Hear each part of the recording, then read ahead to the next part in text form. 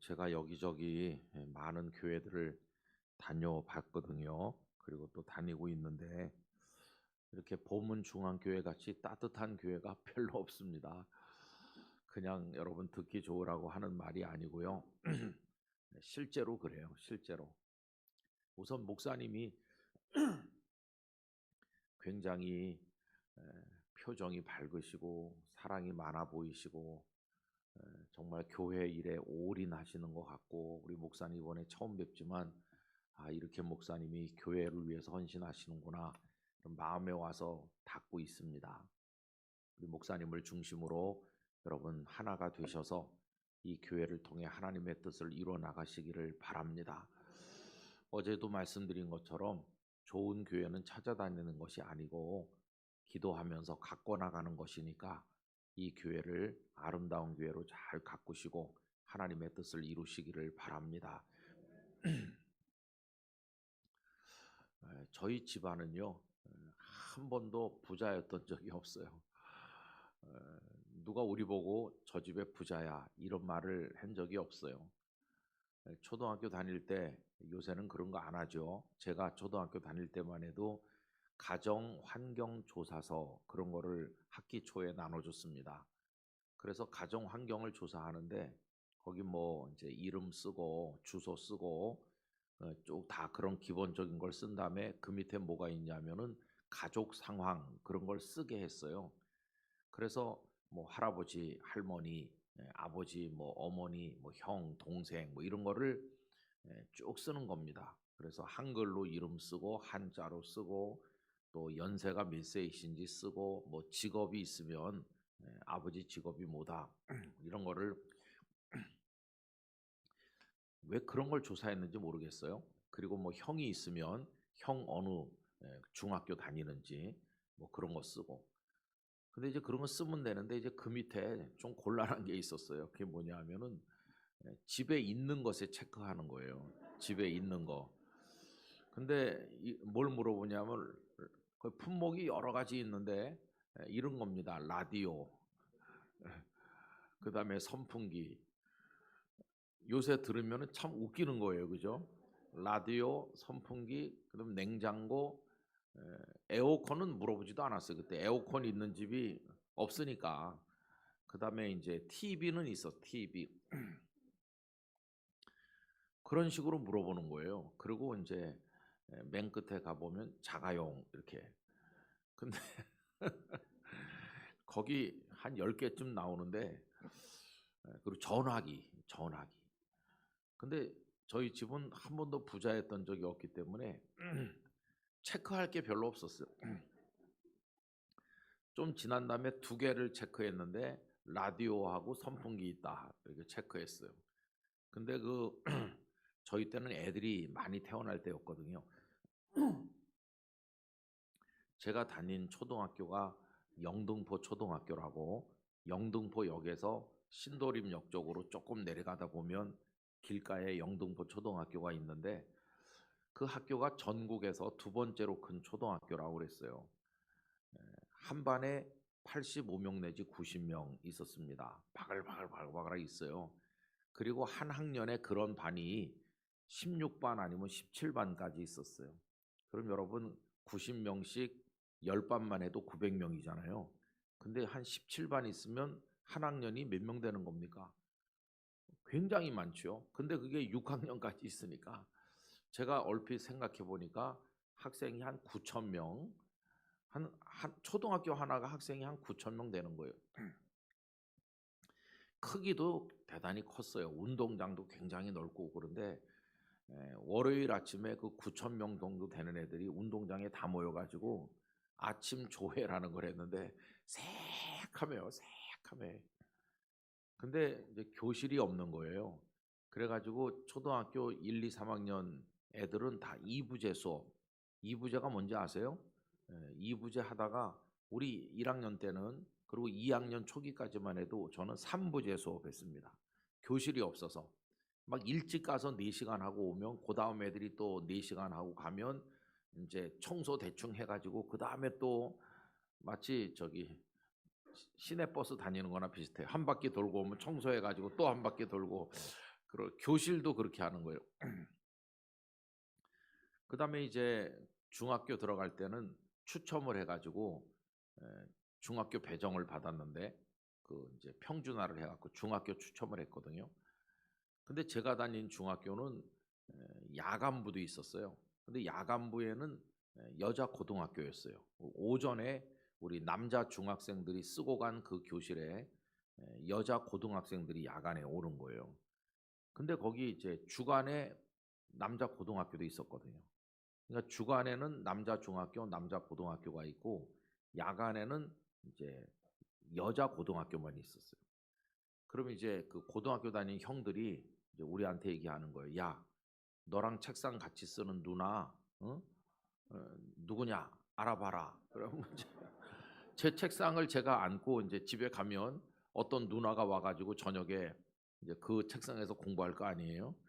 그러면 이제 그 형이 저한테 준 쪽지를 거기다 이렇게 놓고 가면 그럼 이제 그 누나가 와가지고 이제 그걸 뽑아보고 그 다음에 누나가 또 다른 걸 또 꽂아놓고 가면 답장 그 답장을 제가 빼가지고 그 형한테 또 전달해주는 그래서 제가 그런 역할도 몇 번 해봤어요.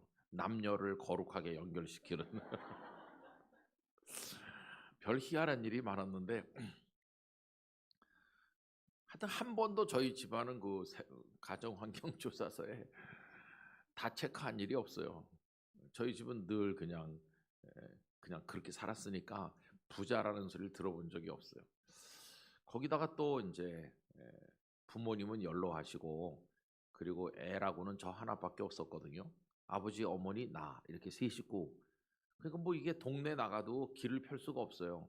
그때만 해도 다 집집마다 오남매, 칠남매 막 이렇게 나가지고 동네 애들끼리 싸우다가 얻어 터지면 형이 나와가지고 뭐 이렇게 해주고 그래야 되는데 우리 집은 저 하나밖에 없으니까 그것도 무척 외롭기도 하고 그래도 뭐 빌붙어서 놀으려면 동네 뒷골목으로 진출을 해야 되는데 그럼 이제 거기 그 좁은 골목에서 축구를 하는데 누가 저를 붙여줘야 할 거 아니에요.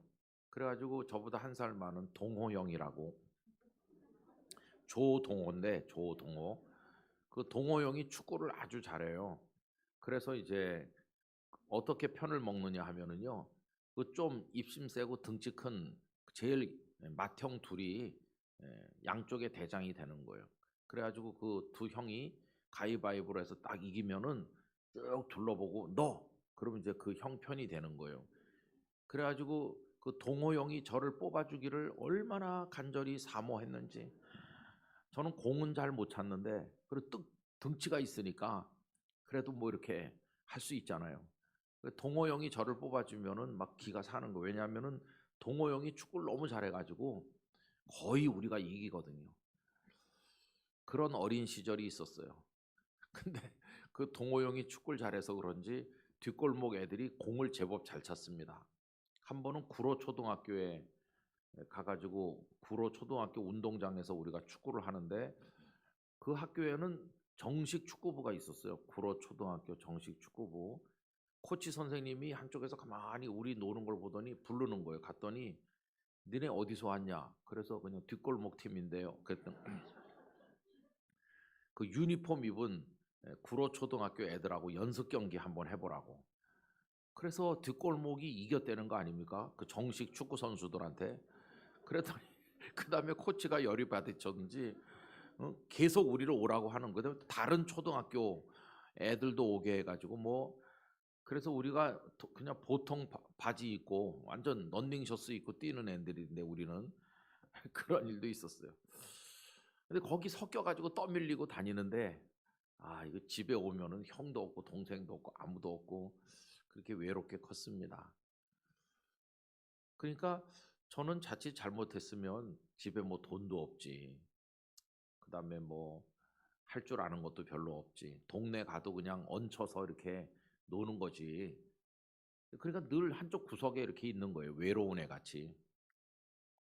그럼 제가 이제 성장기를 그렇게 보냈으니까 굉장히 이렇게 성격이 좀 삐뚤어지거나 소극적으로 되거나 아니면은 좀 이렇게 성격이 어둡거나 그렇게 또 혼자 크니까 소위 외아들, 여러분 외아들 증후군 그런 것도 있습니다. 혼자 큰 애들은요, 이게 어떤 땐 기고만장해서 자기밖에 모르던가 남들과 어울려 노는 법도 모르고 되게 그런 경우도 많거든요. 근데 제가 딱 이제 그런 경우가 된 거예요. 근데 지금 와서 가만히 보면 그런 환경에서 자랐지만은 제가 어떤 나는 그래서 보잘것없다든지 저 구석쟁이에 숨어 있어야 된다든지 풀이 죽는다든지 그런 적이 없었던 것 같아요. 대학에 들어갔을 때 1학년 1학기에 국어, 교양 국어를 배우는데 가르치는 선생님이 깜짝 놀랐어요. 배정된 교수를 보니까 박두진 교수였어요. 그 청록파 시인 고등학교 책에서 배우던 그 박두진 교수님이 국어 교수님인 거예요. 야, 그 박두진 교수님을 실무로 만나더니 그 실물로 만났어요. 대꼬챙이 같이 마르시고 얼굴도 새카마시고 꼭 무슨 병을 앓는 분 같이 연약해 보이시는 분이 오셔서 우리는 한 학기 동안 시를 배울 줄로 기대를 했더니 시는 한마디도 안 하고 사람이 자기 의견을 정확히 쉽게 설득력 있게 말하는 법을 배우는 게 중요하다. 그러면서 말하는 법을 한 학기 동안 배웠습니다. 거기 말 못하는 애가 어디 있어요? 다 말하죠. 근데 이제 그분이 원하는 말을 하는 애는 별로 없었어요. 우린 그냥 잡다하게 모여서 떠드는 건 잘하는데 앞에 나와서 이렇게 논리적으로 자기 의견을 절제된 표현으로 알아듣기 쉽게 설득력 있게 말하는 거. 그래서 우리 그때 처음으로 깨달았어요. 입으로 한다고 다 말이 아니구나. 정말 그런 말은 어려운 것이로구나. 근데 그 교수님은 그런 말을 할 줄 모르면 사회에 나가서 리더가 될 수 없다. 그런 가르침을 주셨습니다. 근데 이제 그분이 그런 말을 훈련시키시면서 토론을 많이 했어요. 그러면서 토론 사회자가 되는 사람은 무조건 A 플러스를 주니까 사회자를 자원하라고 하는데 그 애들이 자원하는 애가 없더라고요. 앞에 나와서 그 토론을 이렇게 이끌고 나가려고 그러면은 쉽진 않잖아요. 옆에 교수님도 보고 계신데. 근데 제가 늘 토론 그거 지원했어요. 토론 사회를 보는 걸. 왜냐하면은 A 플러스 준다고 하니까. 그럼 제가 어떻게 그런 걸 할 수 있었겠습니까? 1학년 1학기 때부터. 그 이유는 다른 게 아니라 앞에 많이 나가 서봐서 그래요. 중학교, 고등학교 때도 앞에 나가서 서는 거에는 아무 두려움이 없었어요. 집에서 혼자 크고 그런데 그런 구력을 언제 배웠는지 아세요? 제가 한 5살, 6살 이렇게 조금 했을 때 지금도 막연하게 이렇게 흐릿한 기억이 나는 게 있는데 교회에서 뭐 할 때 6살까지는 영락교회 다녔고 그다음에 이제 영등포로 이사 가서 도림교회라는 데서 자라났는데 그때 기억이 나요. 영락교회에서도 뭐 했던 것 같은 기억이 나고 도림교회 기억은 조금 더 분명한데 하여튼 초등학교 들어가기 전이니까 한 7살 됐는지 성경 암송 대회 제가 나갔어요. 교회에서 하는. 그때 뭐 교회가 한 2, 300명 정도 모이는 교회였는데 그래갖고 애들부터 어른까지가 몽땅 같이 하는 거예요. 어른들도 출전하고 애도 출전하는데 어머니가 저를 얼마나 열심히 성경 암송 시켰는지 시편 23편 뭐 시편 1편 뭐 이렇게 유명한 거 있잖아요. 팔복 뭐 이런 거를 외워가지고 제가 나갔어요. 그래서 많은 어른들과 경쟁해가지고 제가 당당히 3등을 했거든요. 그때 한 초등학교 들어가기 전인데 근데 지금 생각나는 건 딱 하나입니다. 노란색 스웨터를 입고 나갔는데 사람들이 너무 많이 쳐다보는 게 부끄러워가지고 성경 암송하면서 이 스웨터를 이렇게 말아 올렸어요 위로. 이렇게 말아 올리면서 여호와는 나의 목자신 이렇게 올리니까 나중에는 배가 다 드러났던 말아 올리면서 그게 지금도 생각이 나거든요. 그때부터 사람들 앞에 나가 서는 걸 했어요. 그럼 뭐 초등학교 때도 교회에서 뭐 연극을 하든지 무슨 독창 대회 하든지 그럼 맨날 나가서 저도 한 곡조 하고 그 중학교 되니까 이제 뭐 중동부 임원하고 그러면은 어제도 말씀드린 것처럼 중동부 회장도 하고 이런 거 하니까 사람들 많이 모이는데 나가는 서는 거는 뭐 이렇게 겁나고 그런 게 없었어요. 집에서 혼자 크는데도. 그래서 하나님께서 저를 무대 한복판에 서는 연습을 많이 시켜주신 거죠. 그래서 이제 목사가 된 다음에도 뭐 앉아 계신 성도가 적든지 많든지 뭐 이런 데 가도 하나도 뭐 이렇게 두렵거나 떨리거나 그런 게 없습니다. 제가 40대 중반에 경주에 전국 장로 수련회 하는데 첫날 저녁 주강사로 오라고 그래서 그 장로님들이 한 3, 4천 명 모이거든요, 전국에서. 뭐 그래도 뭐 떨리는 거 없어요. 그냥 뭐 어디 갔다 놔도. 그래서 여기 이렇게 서서 뭐 하는데 그냥 익숙하도록 하나님이 저를 가운데 세워 주셨어요. 제가 왜 이 말씀을 드리느냐 하면은요. 하나님은 우리가 인생의 무대에 변두리에 있기를 원하지 않으세요. 이유가 뭘까요? 우리가 하나님의 자녀 아닙니까? 부모의 마음은 똑같은 거예요. 우리 애들을 어린이집이나 유치원에 보냈는데 우리 애는 맨날 저 구석에 길을 못 펴고 있다. 그러면은 그 어린이집에 가보는 엄마의 마음이 얼마나 이게 섭섭하겠어요. 모든 어머니가 자기 아이가 한가운데 서서 노래도 하고 율동도 하고 뭘 하길 원하지. 저 구석에 쪼그리고 있는 걸 보면 우라통 터지는 거예요. 하나님도 똑같으세요. 우린 하나님의 사랑받는 자녀인데 하나님께서 우리를 인생의 무대에 이렇게 올려 세워 주셨는데 저 구석에 가서 눈물 닦고 쪼그리고 앉아 있으면 하나님 마음에 화가 나는 거예요. 화가 나요. 그래서 하나님께서는 기본적으로 우리가 잘 살길 원하세요. 우리가 행복하길 원하시는 거예요.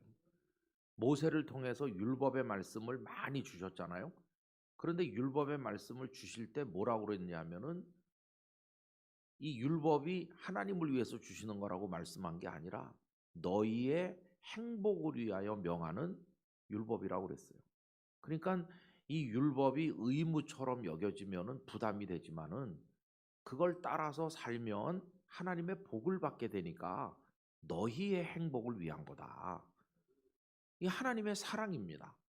그래서 하나님께서 안식일을 기억하여 거룩하게 지키라. 이거는 막 속박이 아니고 그렇게 살아감으로써 복된 사람이 되게 해주시려는 하나님의 사랑인 것이죠. 여러분 모든 말씀을 하나님의 사랑의 속삭임으로 받으시면 틀림없어요. 하나님은 기본적으로 우리를 사랑하시는 분이세요. 성경 전체가 하나님의 사랑으로 꽉 차 있잖아요. 하나님은 사랑이시라. 누굴 사랑하십니까? 하나님이 세상을 이처럼 사랑하사. 그럼 이 세상에 뭘 사랑하십니까? 돌멩이, 나무 그런 걸 사랑하십니까? 그걸 풀어서 말하면 이 세상에 살고 있는 하나님 당신의 자녀들을 사랑하신다는 거예요. 그래서 우리는 사랑받는 존재입니다. 당신은 사랑받기 위해 태어난 사람. 그 말이 딱 맞는 말이에요. 여러분, 우린 하나님의 사랑받기 위해서 사랑의 사람으로 태어난 것입니다. 그래서 저는 본문중앙교회 성도들이 구석에 쪼그리고 우는 분이 한 분도 없길 바라요. 한복판에 서야 되는 거예요. 한가운데. 그걸 하나님이 원하십니다. 근데 오늘 읽은 본문 8절 한 절 말씀에 보면 예수님께서 이 한 손 마른 이 사람을 한가운데 서라고 하시죠. 여러분 오늘 본문을 우리가 다 같이 다시 한번 읽어봅시다. 예수께서 그들의 생각을 아시고 손 마른 사람에게 이르시되 일어나 한가운데 서라 하시니 그가 일어나 서거늘. 아멘. 색연필 있으신 분은 이렇게 표시하시면 될 것 같아요. 일어나 한가운데 서라. 여러분 요거 평생 붙들고 사시길 바랍니다. 하나님께서 원하시는 간절한 마음이에요. 왜 쪼그리고 앉아있니? 벌떡 일어나. 일어나서 저 구석에 있지 말고 한가운데 서라. 내가 그거 보고 싶어. 네가 한가운데 서 있는 거. 이게 하나님께서 우리가 살아가는 모습을 지켜보시는 마음이에요. 일어나서 한가운데 서라. 그래서 저는 뭐 집안이 돈이 없고 늘 어려웠어요. 나중에 고등학교 다닐 때 아버지가 하시던 일이 다 정리하고 나니까 정말 돈이 똑 떨어지는 때가 있었는데 그때 이제 뭐 과외를 받을 형편은 못 되고 그래서 그래도 영어 수학은 좀 배워야 되겠다. 친구들이 다 배우니까 그래가지고 종로 이가에 오면은 옛날에 대성학원, 정일학원 뭐 그런 학원들이 많이 있을 때입니다. 지금은 다 없어졌지만요. 그때 전설 같은 선생님들이 있었어요. 그 정통종합영어 송성문 선생이 지으신 그거 아는 분들 많을 거예요. 그 참고서. 근데 송성문 선생이 직접 가르치는 과목이 있어서 직강, 저자 직강, 정통종합영어 상하로 나눠가지고 상 한 달 배우고 하 한 달 배워요. 2달 배우면은 정통종합영어가 끝나요. 근데 뭐 계속 다닐 형편이 안 돼가지고 한 번 배웠습니다. 상 한 달, 하 한 달. 그리고는 집에서 이제 그 정통종합영어를 9번을 읽으니까 나중에는 거의 다 외우게 되더라고요. 영어 시험 어떤 게 나와도 답을 다 쓸 수 있게 돼가지고 정통종합영어가 나들나들해졌는데 껍데기도 다 달아서 떨어지고 그 정통종합영어 나들나들해진 거를요. 제가 지금도 보관하고 있습니다. 그게 학생 때 추억이거든요. 그 다음에 또 수학의 정석이라는 게 있었어요. 그 책이 지금도 있는지 모르겠어요. 그래가지고 그것도 배우러 다녔는데 그게 단과반이라는 게 처음엔 2,500원 하다가 한 달에 그 다음에 3,000원으로 올랐어요. 한 달 동안 듣는데 2,500원. 참 옛날 재미난 시절이죠. 그 다음에 3,000원. 근데 어머니가 그 3,000원이 없어가지고 저 단과반 등록시켜준다고 동네방네 돈 꾸러 다니던 생각이 지금도 나요. 단돈 3,000원이 없어가지고 어머니가 돈 꾸러 다니시고 그렇게 어려웠어요. 그래도 뭐 돈이 그렇게 없다고 풀이 죽거나 그러지 않았어요. 그 이유를 가만히 생각해 보니까 하나님께서 저를 사랑하셨고 그래서 저를 한가운데 서는 경험을 많이 하게 하신 거예요. 근데 그 결정적인 게 뭔지 아세요? 뭐 교회에서 임원 같은 거 했기 때문에 한가운데 섰다. 뭐 앞에 나가서 노래 불렀다. 이런 것만 말하는 게 아니고요. 하나님 정말 나를 사랑하시는구나. 이걸 체험한 결정적인 사건이 있는 거예요. 제가 어제 드라마는 아슬아슬한데 끝난다 그러면서 제가 중학교 다닐 때 많이 아픈 얘기 했잖아요. 이제 그 다음 편을 이어서 하는 거예요. 그래서 여름 방학이 지나도 뭐 가을이 와도 그 신길동에 사는 권사님이 너 목사 된다고 하나님 앞에 서원 기도를 해봐라. 뭐 그 현신의 권사님, 병계량 권사님 집회 가서 안수기도 받은 얘기도 했잖아요. 그래도 이게 낫질 않는 거예요. 완전히 절망했어요. 완전히 절망. 뭐 어떻게 해볼 방법이 없잖아요. 친구들은 고등학교 좋은 데 간다고 열심히 공부하는데 그때 제 중학교 3학년 담임 선생님이 아직도 그 함자가 또렷이 기억나요. 하봉옥 선생님인데 서울대 출신 경기고등학교에 서울대 나오신 아주 똑똑한 선생님인데 교회 집사님이었어요. 제가 아프니까 어머니가 이제 학교에 종종 오시곤 했는데 그 선생님이 저희 어머니 보고 권사님 저는 나이롱 집사입니다. 이렇게 말했던 게 지금도 생각이 나요. 근데 뭐 학교도 제대로 갈 수도 없고 그렇게 절망하고 있었어요. 근데 한 11월 중순쯤 됐는데 어떤 분이 이렇게 말했습니다. 저 서대문 로타리에 가보라고 거기 가면은 어떤 교회가 있는데 그 교회에 하나님의 역사가 많이 나타난다고 하더라. 그래서 이제 알아서 물어보러 갔어요. 환자를 위해 기도해 준다고 하는데 역사가 많이 일어난다고 하더라. 근데 언제 가야 그 환자를 기도해 주느냐 하면은 수요 저녁 예배에 가면 환자를 기도해 준다고 하더라고 들었습니다. 그래서 아버지, 어머니, 저 이렇게 세 식구가 수요일 그 교회 저녁 예배 참석을 했어요. 엄청나게 예배당이 크더라고요. 사람이 꽉 차더라고요. 근데 한 명씩 한 명씩 해주는 줄 알고 일찍 가야 일찍 받고 오지 이렇게 생각해가지고 한 3시간 전쯤 일찍 도착해가지고 요 앞자리 앞에서 한 3번째 좀 앉아갖고 지루하게 기다리다가 이제 저녁 시간 되니까 예배가 시작됐어요. 근데 뭐 평범하더라고요. 다른 교회와 다를 바가 없어요. 그리고 목사님이 젊은 분이 나와서 설교를 뭐 하시고 언제 기도해 주나 이 많은 사람을 밤새야 되겠다 이렇게 생각하고 있는데 설교 딱 끝나니까 드디어 그 시간이 온 거예요. 목사님께서 자 오늘 이제 아픈 사람 위해서 기도하겠다고. 그러면서 아픈 사람은 다 그 자리에 일어나라고 하는 거예요. 야 그런데요 제가 깜짝 놀랐습니다. 군데군데 일어나는 줄 알았어요. 그랬더니 전원 다 일어나더라고요. 아니 이게 어떻게 된 일인가? 군데군데 일어나야지. 전원 다 일어나면 그 몇천 명 되는 사람이 몽땅 일어나면은 하나님께서 그날 저녁에 은혜를 한 덩어리 던지면 뜯어 먹으려고 온 사람이 너무 많아가지고 이 경쟁률이 너무 높아가지고 도저히 내 입에 들어올 것 같지 않더라고요. 근데 워낙 절망해 있을 때니까 막 야속한 생각이 들 정도로 다 일어나 다 일어나. 아니 우리나라에 환자가 이렇게 많은가? 감기 정도는 안 일어나도 될 텐데 별 생각이 다 들더라고요. 근데 이제 아버지 어머니 저 이렇게 일어났잖아요. 일어나 가지고 있는데 그 목사님이 각자가 자기 아픈데 손을 대라. 아 이렇게 하는구나. 한 명씩 해주는 게 아니고 한 명씩 차례차례 다 해주는데 무수히 가봤는데도 아무 반응이 없었는데 손도 안 올리고 각자가 자기 손에 이렇게 하려면 이게 뭐 될래나 그런 생각이 들더라고요. 그래도 뭐 하여튼 이렇게 얼굴이 돌아가고 이랬으니까 저는 얼굴도 하고 부모님이 제 몸이 상체가 이게 문제가 있으니까 이렇게 하고는 그 목사님이 기도를 했어요. 강단에서 여기 많은 환자들이 왔는데 주의 능력으로 고쳐달라고 한 2, 3분 기도하고 다 앉으라고 그래서 앉았어요. 그랬더니 목사님께서 방금 전에 기도할 때 하나님께서 내 마음에 감동을 주셨습니다.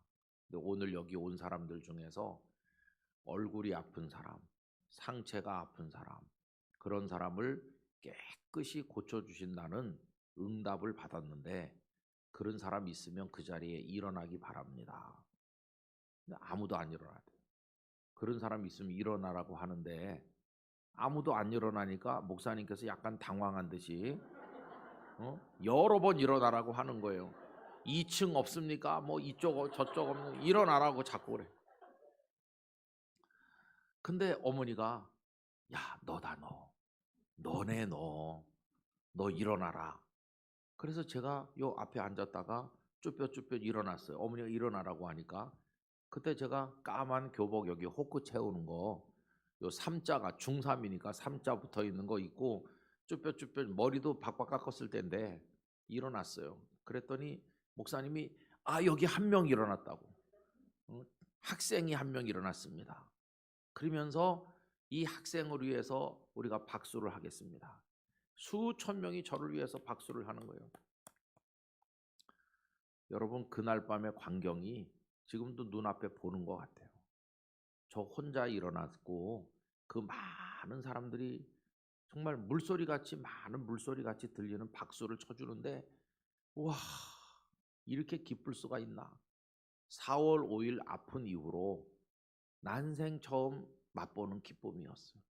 뭐 성적표를 잘 받았을 때 기쁨 그런 거랑은 질이 다른 차원이 다른 기쁨을 막 날아갈 것 같은 기쁨을 경험을 했어요. 그리고 이제 아버지도 기쁘고 어머니도 기쁘고 그냥 너무나 기쁘니까 표현하기가 어려울 정도로 기쁘더라고요. 근데 뭐 그게 몸이 나은 것도 아니에요. 근데 기쁘긴 한없이 기뻤어요. 그리고 이제 집에 돌아와서 이제 잤죠. 그리고 그 다음날 아침에 일어났더니 뭐로 표현은 못하지만은 좀 어제랑 다른 것 같다. 느낌이 어제랑 좀 다른 것 같아.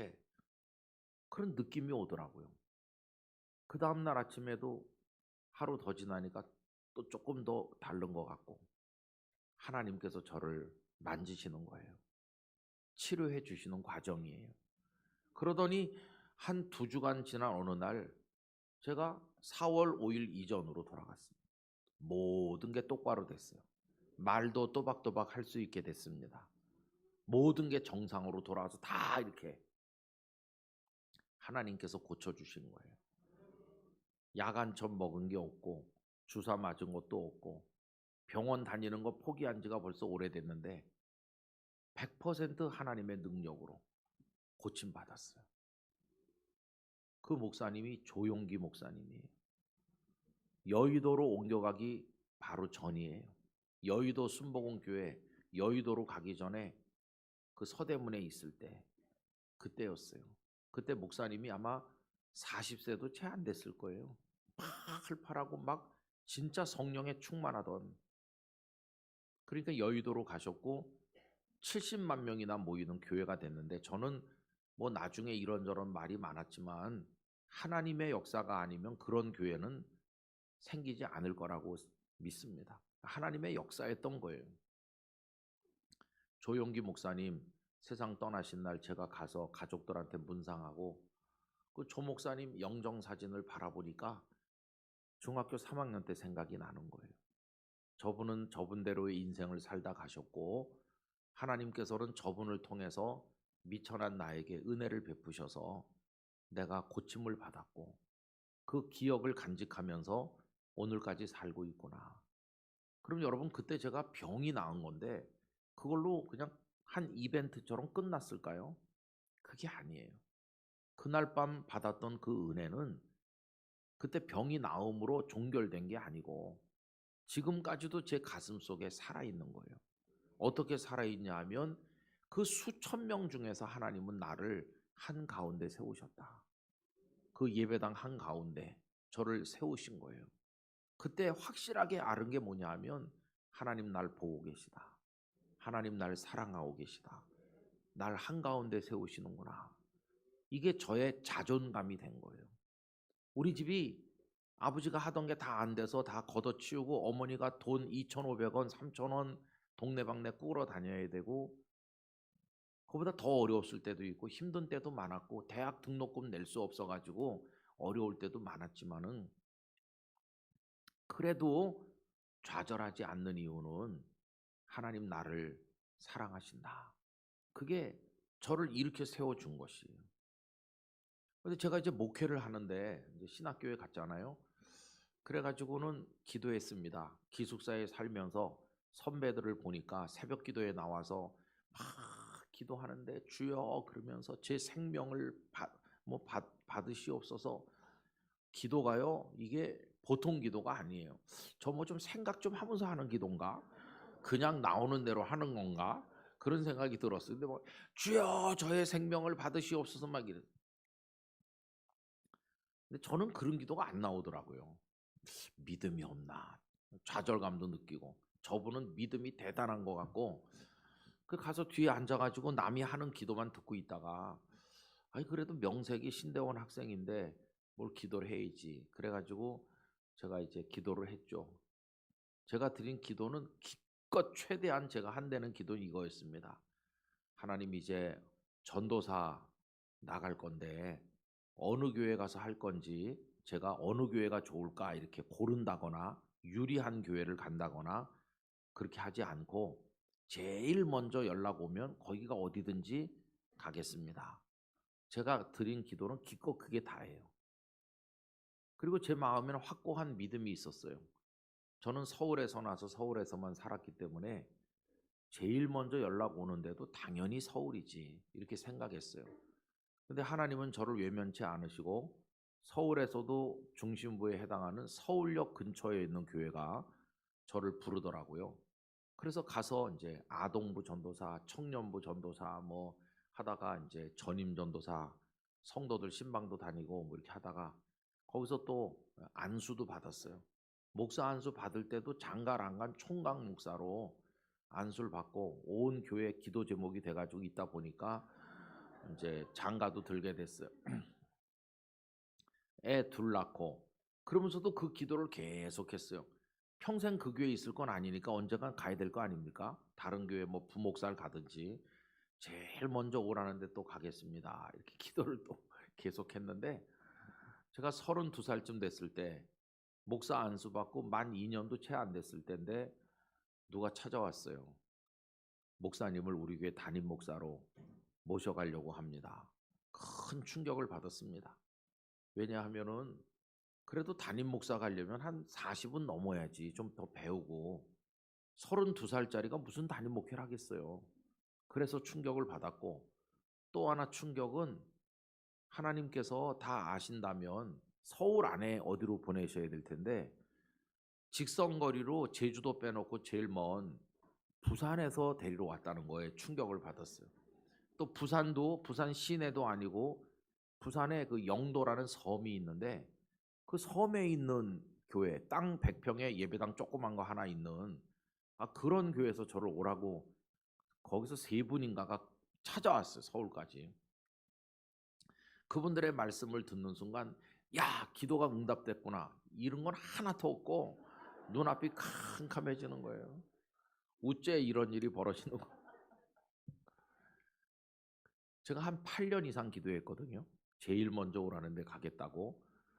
그런데 기도 다 소용없어요. 그분들 앞에서 가지 못할 이유를 늘어놓는데 참 이상하더라고요. 쥐어짜지 않아도 이유가 막 생각나요. 뭐 애쓰지 않아도 가서는 안 될 것 같은 이유가 막 생각나면서 이래서 저래서 갈 형편이 못 된다고 거절하는데 한 3분 걸려요. 8년 기도하고 거절하는데 3분 걸려요. 그걸 한 사람이 하는 거예요. 기도한 것도 나고 거절하는 것도 나고 하나님이 내려다보시면 저 지금 뭐 하고 있는 짓인가 이렇게 보셨을 것 같아요. 그랬더니 거기 이제 나이 많은 장로님이 목사님 우리 매일 저녁 모여서 기도하겠습니다. 목사님도 기도해 보시죠. 그리고 갔는데 이게 음식 얹힌 것 같이 계속 찝찝한 게 이렇게 부담되잖아요. 근데 하루가 멀다 하고 전화 와요. 그 장로님이 목사님 어제 저녁에도 우리가 몇십 명 모여서 기도했습니다. 목사님도 기도하고 계신가요? 아니 지금 즐거운 성탄 계절인데 89년 11월 말에 그분들이 왔거든요. 계속 전화 오니까 못 살겠더라고요. 그런 우여곡절 끝에 중간 과정은 좀 생략하고 제가 그 이듬해 90년 3월 18일 날 결국은 그 교회로 가게 됐어요.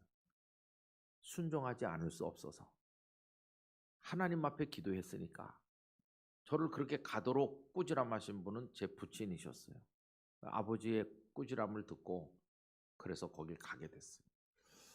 그 교회 가서 보니까 뭐 부산에 처음 왔지. 부산 사투리는요. 기분이 좋고 은혜가 넘칠수록 꼭 싸우는 것 같이 들립니다. 목소리도 얼마나 크고 뭐 막 이렇게 할 때 보면은 기분이 좋은 건가 싸우는 건가 잘 분간이 안 되고요. 그리고 참 희한한 일이 많아요. 성도들이 이제 서울서 목사가 기다리던 목사가 왔다고 좋아는 하는데 예배 시간에 아멘 하는 사람도 한 명도 없고 아니 기다리다가 온 목사가 이렇게 설교를 하면 막 뜨거운 열기가 느껴져야 되고 교회가 부흥해야 되는데 그냥 잠잠하고요. 아멘 하는 사람도 없고 날 기다린 교회가 맞나? 그런 생각이 들었어요. 그리고 이제 나가면서 하는 말이 들리는 거예요. 제 귀에. 야, 서울서 오니까 좋긴 좋다, 야. 그러면서 왜 좋다고 하느냐 하면은 사투리 안 써도 좋다. 당신들은 사투리 하면서 그때 부산 성도들은요 사투리 안 쓰는 목사가 오면 좀 점수를 높이 줬습니다. 거기서 이제 목회를 하려니까 힘들잖아요. 그 다음에 또 태어난 지 이제 한 달 조금 더 된 남자 아기를 데리고 내려갔는데 그러니까 1월 27일 날 걔가 났는데 3월 18일 날 그 교회 갔으니까 채 2달이 안 됐잖아요. 꼭 갓난 아기를 데리고 갔는데 한 5월 달쯤 됐을 때 제 아내가 아기를 데리고 병원에 찾아다녔어요. 병원서는 왜 왔냐고 그러는데 제 아내가 이제 의심을 하는 거예요. 아기 머리가 좀 이상한 것 같다고. 그러니까 의사가 별 쓸데없는 걱정한다고. 그런데 제 아내가 집요하게 우리 아기 좀 검사해 주세요. 제 아내는 이제 세브란스에서 간호사 했었거든요. 근데 이제 아기가 좀 이상하게 머리가 짱구다 이렇게. 그래서 어떤 병원에서 우리 아이 엑스레이 사진을 찍었어요. 머리 뼈를. 그랬더니 의사가 깜짝 놀라면서 빨리 서울에 큰 병원 가라고. 그다음부터 참 고생 많이 했습니다. 생후 5개월 됐을 때 그걸 발견했거든요. 이게 사람 머리 뼈가 여러 조각으로 돼 있습니다. 그래가지고 그게 이렇게 점점 커져야 되잖아요. 그러면서 커지면서 그 머리 뼈 속에 뇌가 이렇게 커져야 돼요. 뇌가 자라야 되잖아요. 근데 그게 뼈가 달라붙으면 안 됩니다. 그래서 바깥으로 팽창이 돼야 안에 뇌가 자랄 자리가 생기잖아요. 공간이. 근데 우리 애는 엄마 뱃속에서 나올 때 이 뼈가 엉겨 붙어서 나온 거예요. 그럼 뼈가 이게 딱 굳어 있으니까 그 뇌가 자랄 공간이 없는 거예요. 애기 뇌 그대로 있다가 죽는 거죠, 이게. 그런 이상한 동양 사람에게는 거의 잘 없는 희한한 그게 이제 발견된 거예요. 의사들도 늘 보는 환자가 아니고 처음 보니까 이게 몰랐던 거예요. 그래서 서울에 뭐 유명하다는 의사 찾아다니고 이렇게 저렇게 많은 걸 한 끝에 7월 3일 결국은 수술을 부산서 하게 됐어요. 왜냐하면은 아이 머리 수술을 잘한다고 추천받은 의사 선생님이 참 이상하게 그 얼마 전에 부산으로 온 거예요. 근데 그게 하나님의 은혜죠. 우리가 부산에 부임했는데 서울서 수술하면 얼마나 이게 힘들겠어요. 근데 그 의사를 부산으로 보내주셨고 7월 3일에 수술하는데 7월 1일 날 미국에 10년 있던 의사가 한 분 그 병원으로 왔는데 그분은 미국에 10년 있으면서 그 비슷한 애를 수술할 때 구경 한 2번 구경해 본 적이 있대 옆에서. 본 적이 있는 의사를 미국서 보내주신 거고요. 그래서 아침 7시에 들어가서 밤 9시에 나왔습니다. 그 슬라이드 필름도 찍고 뭐 영상도 찍고 이게 완전 실험 케이스거든요. 그래가지고 우리 애가 그 1월 27일에 난 애가 7월 3일에 수술 받았으니까 몇 달 안 된 애 아닙니까? 그 애기를 머리 이 피부를 몽땅 벗겨내고 뼈를 톱으로 썰어가지고 그거를 철사 같은 거를 이렇게 얽어매가지고 머릿속을 텅 비게 만들어서 그래가지고 붕대로 감아서 갖다 놓은 거예요. 머릿속이 허공이죠, 허공. 뇌가 자랄 공간을 만드는 거예요. 의사도 기가 막힌 수술을 하는 거죠. 이 뭐 살 건지 죽을 건지 뭐. 그래서 이제 오토바이, 장난감 오토바이 헬멧, 그 헬멧을 사다가 씌워놨어요. 왜냐하면 머릿속이 비었으니까 어디 부딪혀갖고 꺼지면 끝장이잖아요.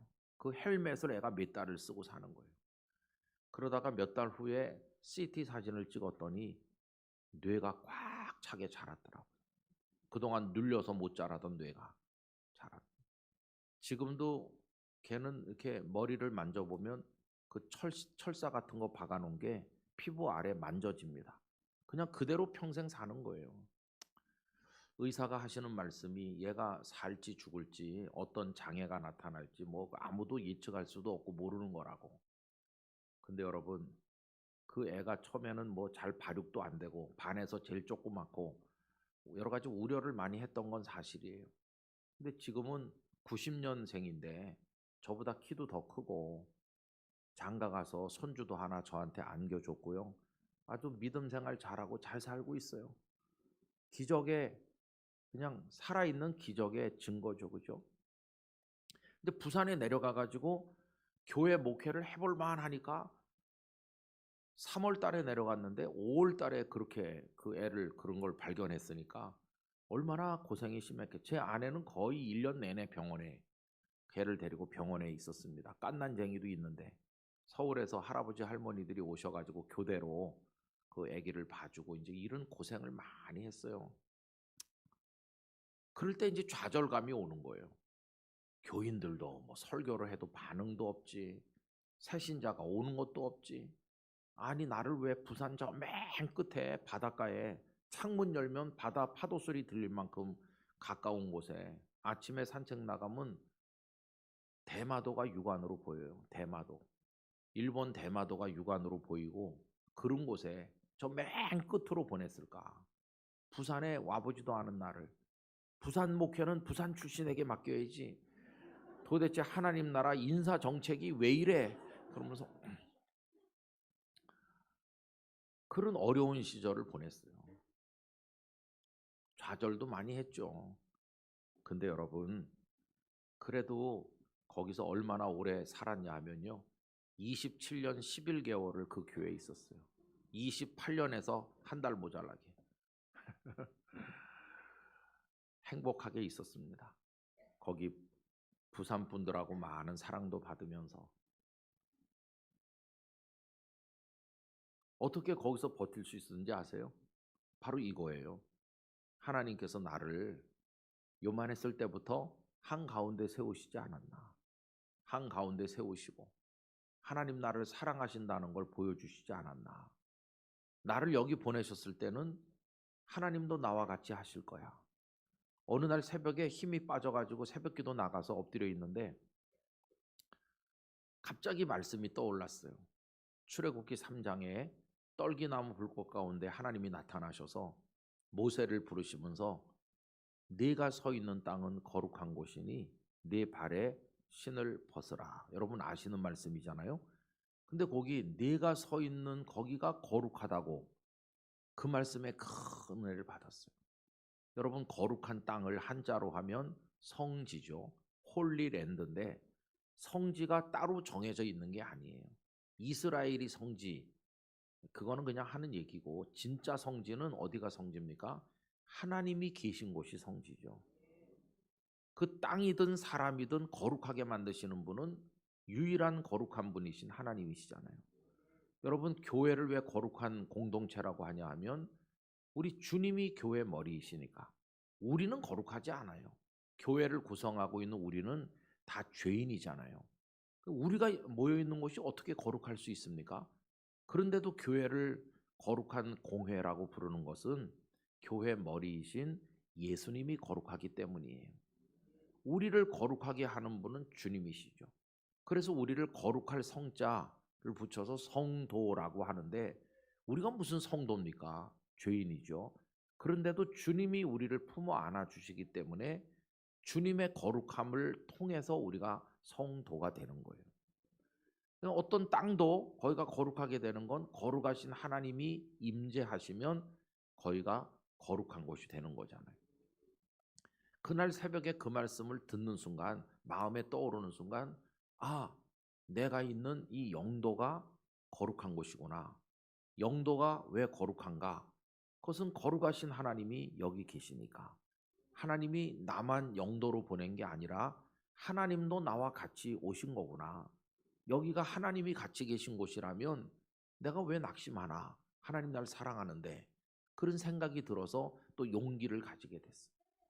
그래서 많은 우여곡절이 있었고 IMF 그 어려운 와중에 예배당 짓다가 시공회사는 망해서 없어지고 동네 주민들이 반대해서 재판을 몇 번씩 하고 결국은 전투경찰이 120명이나 투입돼 갖고 동네 주민들을 쫓아내고서야 공사를 하고 뭐 빚더미에 올라앉아 가지고 어려운 일을 겪고 장로님들은 성도들 보는 앞에서 멱살을 잡고 싸우고 뭐 그때 제 나이 40밖에 안 됐는데 어떤 장로님이 만나자고 그래서 나갔더니 사표를 내더라고요. 장로 사표.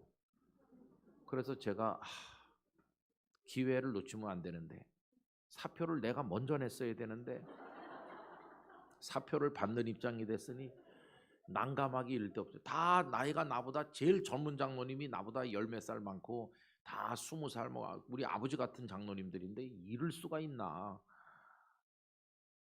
교회는 매달 한 3, 4천만 원의 이자를 내야 되는데 IMF 때 이자율이 19%까지 올라갔습니다. 이자율이 폭등했는데 성도들은 다 실직자가 돼가지고 헌금은 팍 줄어들고 회계 집사님 주머니에 단돈 900만 원밖에 없는데 어떻게 매달 몇 천만 원을 냅니까? 이자를. 교회가 부도날 위기에 처했고 마음이라도 하나 돼야 되는데 멱살 잡고 싸우죠. 그런 지경에 이르렀어요. 그래도 여러분 하나님은 그 속에서 견디게 해주셨어요. 가만히 보니까 놀라운 일이에요. 그 와중에 단 한 번도 은행 이자를 하루도 밀린 일이 없고 교회 직원들 생활비를 하루도 늦게 드린 적이 없었고 건축도 다 했고 기적 같은 일이 벌어지고 그리고 그 가장 싸우고 가장 힘들던 그해 성도가 얼마나 많이 늘었는지 몰라요. 출석하는 성도가 그해 한 60% 늘었어요. 60%. 어떻게 어디서 사람들이 오는지, 빚졌다는 걸 듣고 소문나서 오는지. 그래서 제가 알게 됐어요. 교회는 빛 가운데로 걸어가야 된다. 장로님들이 멱살 잡고 싸우고 빚이 수십억이 있는데 새 가족들이 오는 거예요. 우리 보문중앙교회도 빛 가운데로 가신다고 들었는데 아마 부흥될 줄 믿습니다. 그런 많은 어려움을 겪으면서도 거기 27년 11개월을 있었잖아요. 어떻게 무슨 힘으로 있었나? 딱 하나예요. 하나님 날 사랑하신다. 하나님 언제나 날 사랑했지. 저 구석에 집어던진 적이 없으시다. 이제 본문에 이 사람 얘기를 해보면요. 이 사람이 장애인이잖아요.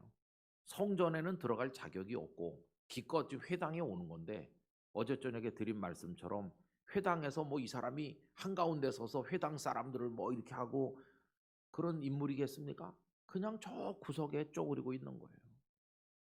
그러다가 예수님이 오시니까 그 예수님을 통해 고침을 좀 받아볼까 하는 희망이 확 생겼는데 서기관 바리새인들이 예수님이 안식일에 병 고치나 해가지고 째려본다고 그랬잖아요. 서기관 바리새인들이 있는 한 틀린 거예요.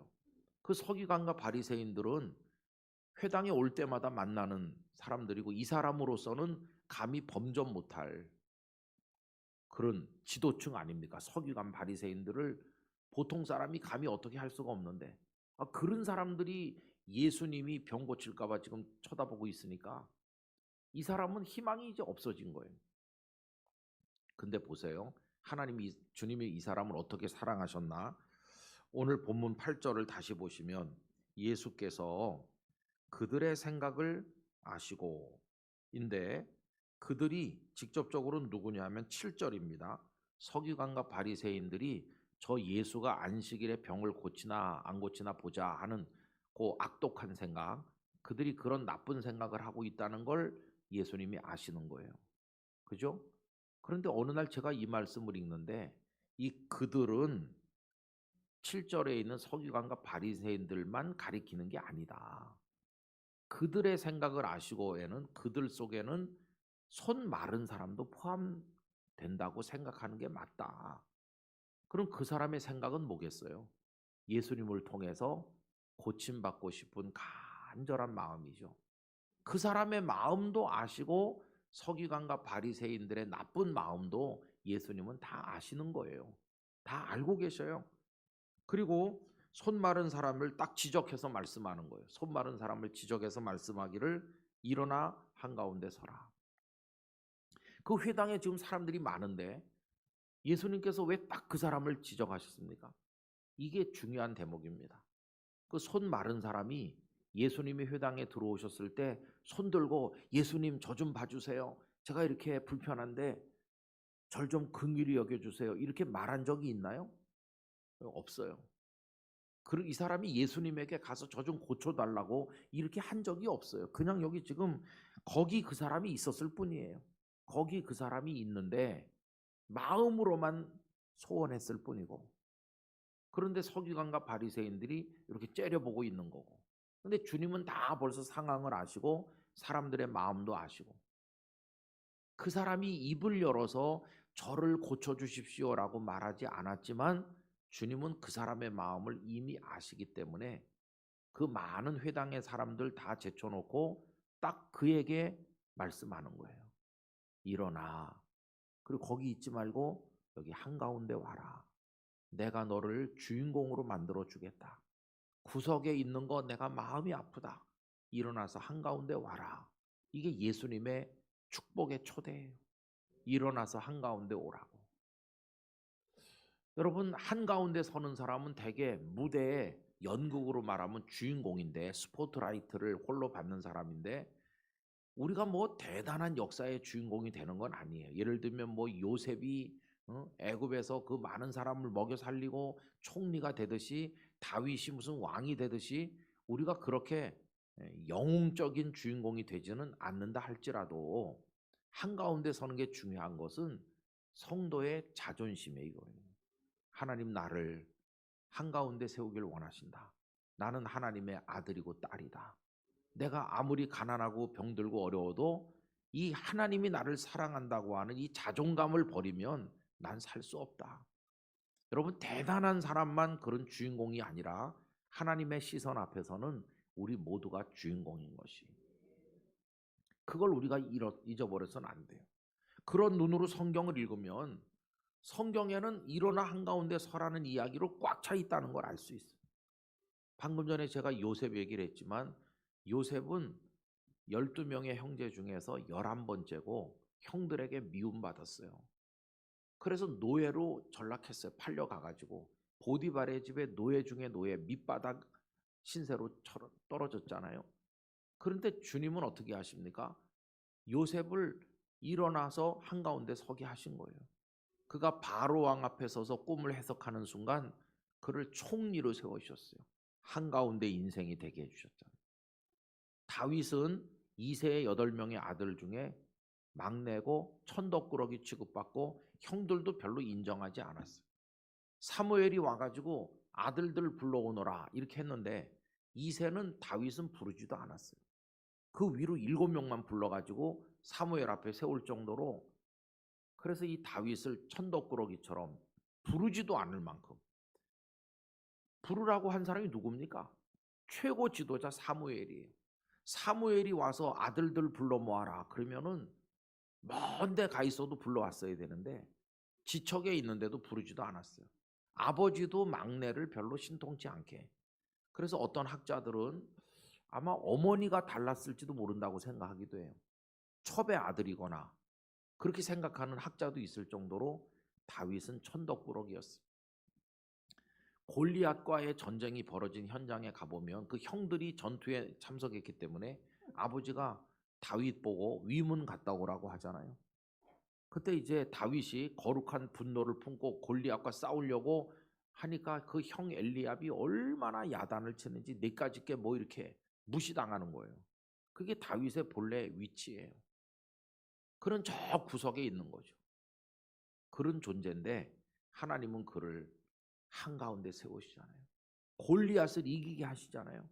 그리고 백성들이 말하기를 사울은 천천히요 다윗은 만만이라고 말하는 거예요. 성경에 보면 그런 게 너무 많아요. 너무 많아요. 구석에 있는 사람을 한가운데. 제가 지지난 주일날 저희 교회에서 한 행악자의 종교개혁이라는 제목으로 예수님 곁에 십자가에 매달렸던 행악자 이야기를 했습니다. 그 행악자가 종교개혁가와 같다.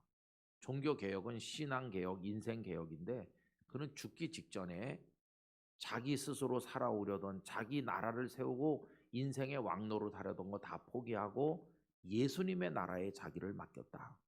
예수님의 나라에 자기를 맡기는 건 은혜에 맡기는 거다. 그랬더니 예수님이 내가 오늘 나와 함께 낙원에 있으리라 이렇게 받아주셨다. 그 은혜에 우리를 부탁하는 게 종교개혁의 원리였다. 루터 때도 오직 은총, 솔라 그라치아, 오직 믿음, 솔라 피데가 있었는데 그렇게 이 사람이 했다. 이런 얘기를 했어요. 근데 여러분 보세요. 대단한 왕후 장상이 많았지만 성경에 등장하지 않았어요. 그런데 오죽하면 십자가형을 언도받았겠어요? 정말 천하고 밑바닥 인생이잖아요. 그런데 그런 사람이 복음서 속에 다 등장해가지고 오고 오는 모든 사람이 그 사람의 이야기를 읽고 있는 것이. 주님은 강도로 살면서 십자가에 매달려 죽은 그를 높이 들어서 우리 믿음의 선배가 되게 하시고 성경 읽을 때마다 내가 오늘 나와 함께 낙원에 있으리라. 여러분 재벌들 중에도 그런 은혜의 말씀을 듣지 못한 사람이 무수하게 많아요. 근데 그는 낙원을 허락받고 그것도 또 나중에가 아니라 오늘 나와 함께 낙원에 있을 거라고. 여러분 그런 저 구석이 아니라 저 바깥에 쫓겨나야 될 사람을 무대 위에 한가운데 세우시는 분이 우리 주님이세요. 여러분 인생의 짜릿한 쾌감은 어디 있는지 아세요? 그런 데 있는 거예요. 왜 허준이라는 드라마가 시청률을 50%를 넘길 수 있었나? 다른 게 아니라 허준은 정말 형편없이 떠돌면서 그렇게 고생했는데 나중에는 어이가 됐잖아요. 어이. 그 과정이 사람들의 응어리진 마음을 풀어주는 거예요. 요즘에 정년인가? 그 정년이도 정말 천덕꾸러기 아닙니까? 가는 데마다 핍박받고 좋은 어머니 밑에서 훈련받은 사람들한테 당하고 그러잖아요. 그런데 그 속에서 무대 한가운데 서잖아요. 무대 한가운데. 그게 하나님의 우리를 향한 마음인 줄로 믿습니다. 그래서 여러분 오늘 저녁에 드릴 말씀은 이건데 한가운데 일어서라. 저희 아버님의 인생도 참 고단한 인생이었어요. 아버지 어머니 저 이렇게 셋이 살았다고 그랬는데 왜 가정이 저럴까 생각하셨겠지만 저희 아버님이 평양에 살다가 6.25 때 가족을 다 데리고 나오지 못하시고 혼자 떠돌이로 나오셔서 사연이 너무 많아요. 저희 아버님이야말로 고생하셨고 저 구석에 쪼그리고 있던 분이세요. 그런데 어느 날 그렇게 희망 없던 아버님에게 하나님께서 살아야 될 이유를 주셨어요. 죽지 못해. 이북에 있는 가족들 생각하면 하루에도 수십 번 죽고 싶은데 살아야 될 이유는 아들 그거 목사 되게 해라. 그게 아버님의 살아야 될 이유였던 거예요. 그래서 제가 목사가 된 것이고. 저희 아버님 살아온 얘기는 시간이 없어서 못하는데 참혹한 인생을 사셨어요. 절 낳은 어머니도 제가 2살에 돌아가시고 사연이 너무 많아요. 근데 하나님은 그런 많은 어려움 중에서도 포기하지 않게 하시고 버티게 하시고 견디게 하시면서 오늘까지 살게 하셨는데 다른 게 아니에요. 뭐 복잡한 신학 이론이 아니에요. 하나님 우리를 사랑하신다는 거예요. 하나님 우리를 향한 좋은 계획을 가지고 계시고 우리를 한가운데 세우기를 원하신다. 그게 우리를 붙들어 주는 거예요. 여러분 이게 우리의 자존감입니다. 우리가 뭐 돈이 많고 뭐 출세하고 대단해서 자존감이 있는 게 아니라 그게 자존감이에요. 우리가 자랑할 것은 하나님 날 사랑하신다는 그거밖에 없는 거예요. 그래서 부산에 27년 11개월 있던 저를 영락교회 장로님들이 찾아오셔서 영락교회 목사를 못 구하는데 목사님이 와달라. 그래서 이제 우여곡절 끝에 이제 두 교회 장로님들이 만나서 대화를 하고 뭐 이렇게 저렇게 한 끝에 부산의 장로님들이 목사님 그러면 이번에는 가세요. 저를 놓아주시더라고요. 그 전에는 내 장례 끝나기 전엔 못 보낸다. 그러면서 한 2번 파동이 있었어요. 근데 이번에는 보내주시더라고요. 근데 막 화가 나가지고 막 서로 원수가 되듯이 그렇게 보낸 게 아니고 기쁨으로 보내주셨어요. 제가 영락교회 와서 위임하는 날 그 교회 성도들이 장로님들이랑 많이 와서 축복해주고 또 그 교회는 또 제가 소개해드린 어떤 목사님이 한 주도 중간에 비지 않게 제가 영락교회 설교하던 그날 그분도 거기 와서 설교해가지고 공백이 없이 이어지고 그 목사님 위임할 때 영락교회 장로님들이 또 많이 가서 축복해주고 또 찬양대가 가서 그 교회에서 공연을 하고 어저께도 어떤 성도가 목사님 내일 부산 가면 목사님 계시던 교회 갔다 오겠습니다. 그러면서 거기 성도들이 서울에 오면 영락교회 와서 예배드리고 영락교회 사람들이 부산 여행 가면 그 교회 가서 예배드리고 그 교회 성도들은 10년 후에 제가 돌아올 줄 알고 있어요. 우리가 목사도 못 구하는 불쌍한 영락교회에다 파송하는 거다 이렇게 생각하면서 와가지고 가만히 저도 생각해 봤습니다. 보니까 제가 태어난 교회 아니에요. 그죠? 태어난 교회, 6살까지 다닌 교회, 하나님 마지막에 보내서 내가 인생 시작한 그 교회에서 너의 사역을 마무리해라. 이게 생각해 보면 신기하지 않습니까? 그것도 영락교회 와서 지금 하고 있는 거예요. 앞으로 저는 하나님께서 어떻게 어떤 무대 위에 세워주실까 이런 기대를 늘 가지고 있어요. 우리가 늙고 연약해지겠지만 변하지 않는 한 가지 사실은 하나님은 언제나 우리를 한가운데 세우길 원하신다는 거예요. 여러분 그걸 믿으시기 바랍니다. 특별히 젊은이들은 이걸 확신해야 돼요. 인생에 도전을 했다가 실패하고 좌절하고 어려운 데를 만나겠지만 한 번도 변하지 않는 건 하나님의 사랑입니다. 세상 인심은 많이 변해요. 한때는 막 나를 향해 박수치고 너 없으면 못 산다 그랬던 사람도 등 돌릴 때도 있지만, 우리를 향한 하나님의 사랑은 영원한 것이고 변함도 없으시고 그 양이 줄었다 늘었다 하는 것도 아니고, 하나님의 은혜는 일정한 것이에요. 일정. 그렇게 우리를 향해 베풀어지고 있는 거예요. 무슨 힘으로 살까? 은행 잔고가 좀 늘어서 그런 거 다 한순간에 사라지는 거예요. 좀 건강한 것 같습니까? 여러분, 건강 믿을 게 아무것도 없어요. 저는 좀 과로하는 편인데 성도들이 과로한다고 걱정을 많이 해요. 최근에 의학적 지식이 좀 있는 어떤 집사님이 제 아내 보고 이런 말을 했대요. 사모님, 목사님을 보니까 뇌졸중 전조 증상이 보이는 것 같은데 병원에 좀 가보라고 그러더래요. 제 아내가 저한테 말을 하니까 그런 말을 안 들었을 때는 괜찮더니 그런 말을 듣고 나니까 전조 증상이 있나? 괜히 조금만 이상해도 전조 증상인가? 그런 생각이 들더라고요. 그러지 않아도 제가 머릿속에 뭐가 있습니다. 그래서 이번 수요일 날 서울대학병원에 MRI 찍은 결과를 보러 가야 되는데 1년에 한 번씩 가서 찍고 있어요. 의사 선생님이 그게 잘못되면 손 쓸 수 없이 끝나는 겁니다, 이렇게 말했어요. 하늘나라를 편하게 갈 수 있는, 오랫동안 누워서 고생 안 하고 그런 걸 하나 가지고 사는 거죠. 근데 뭐 불안하다든가 그런 거 아무것도 없어요. 근데 그 집사님이 그렇게 말하니까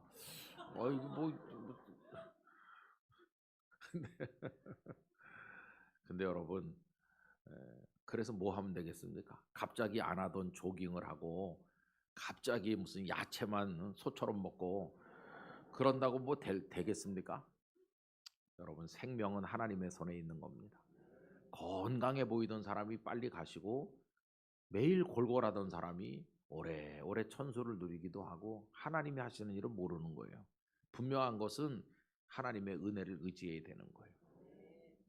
그러면 살면 두려움이 없어요.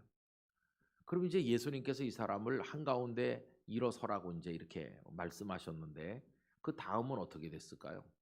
그건 이제 마지막 내일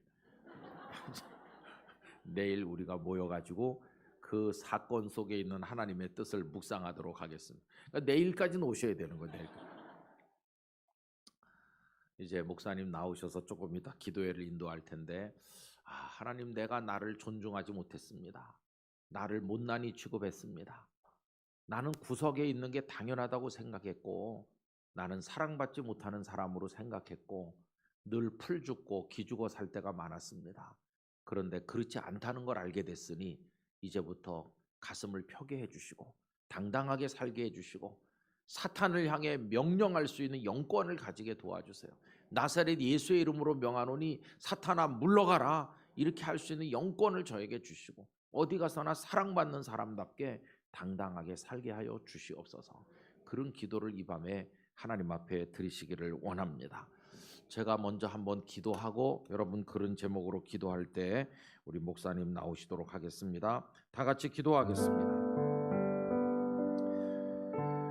거룩하신 하나님 아버지, 오늘 저녁에 저희에게 귀한 말씀을 묵상할 기회를 주셔서 감사합니다. 이 사람에게 일어나 한가운데 서라 하신 주님은 저희에게도 똑같이 말씀하시는 줄 믿습니다. 저희를 사랑하시기 때문에, 하나님은 저희의 아버지시기 때문에 저희들이 그렇게 살기를 원하시는 줄 믿습니다. 지금까지 구석에 쪼그리고 있었다면 용서하여 주시고 일어서게 하여 주시옵소서. 한가운데 서게 하여 주시옵소서. 주인공 만들어 주실 줄 믿습니다. 주여, 저희 인생을 존귀하게 하여 주시옵소서. 예수님의 이름으로 기도합니다. 아멘.